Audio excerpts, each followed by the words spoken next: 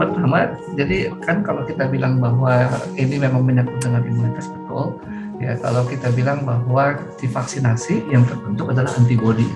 Antibodi ini yang kemudian dipakai sebagai pertahanan pertama kalau ada infeksi berikutnya. Nah, pengaruh nggak sih sebenarnya vaksinasi terhadap pembentukan antibodi? Itu pertanyaannya. Itu variatif ternyata, nggak bisa kita bilang seperti itu. Bahkan untuk vaksin-vaksin yang sudah lama pun, ya nggak segampang itu juga orang kemudian bilang dia akan imun, kemudian tidak terjadi penyakit. Buktinya ya masih ada juga orang-orang yang udah divaksinasi TB masih kena TB, meskipun orang bilang vaksinasi TB emang udah old ya, udah tua gitu, udah nggak up to date gitu.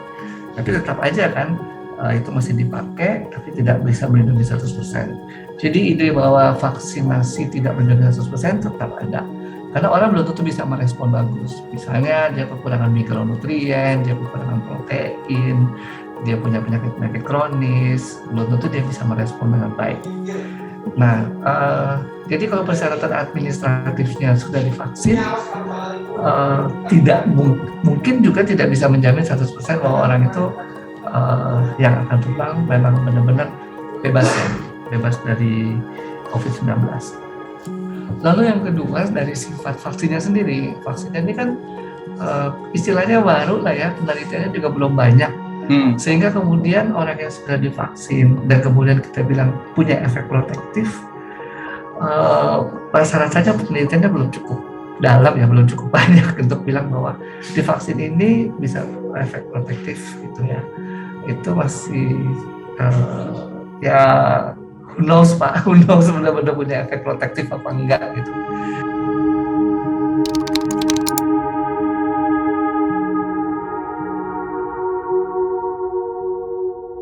Jadi kan kalau kita mau bilang risiko besar atau kecil, satu kita bisa dari vaksinnya sendiri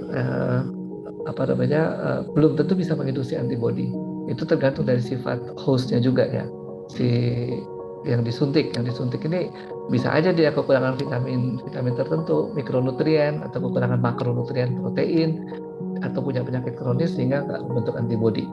Yang kedua, vaksinnya sendiri relatif baru, belum bisa terbukti secara kita ikuti secara kohort gitu ya, sekian tahun apakah memang betul-betul punya efek protektif.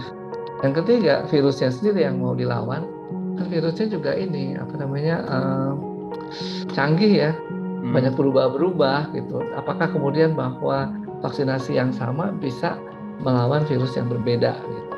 Lain kalau kita bicara influenza ya, memang sudah diteliti lama sehingga memang ada beberapa tipe dari vaksin influenza, dan itu yang dipakai terus setiap tahun untuk melawan virus influenza.